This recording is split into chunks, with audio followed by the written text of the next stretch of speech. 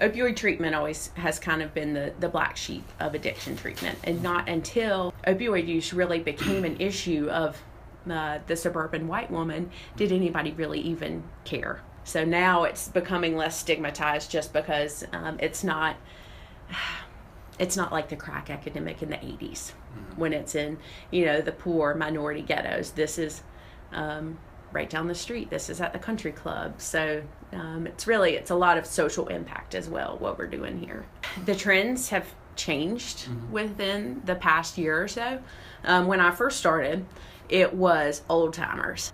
And then throughout the years, it's kind of shifted, to more people who had been using for a while, but maybe not quite as old age-wise. And now here recently, the people that are coming in, the trend is they're younger. Our recent intake population ranges between 19 and 28. They have been using since they were around 12, 13, and the majority of them are IV needle users. We didn't used to see this many people using drugs intravenously. There were here and there, but now it's everywhere. A lot of the drug use for the folks we're seeing these days that started with needle use. There was no progression. And we have seen a lot more people from Watauga County recently, especially a rise in folks who are coming from the Hospitality House, which is the homeless shelter right down the road.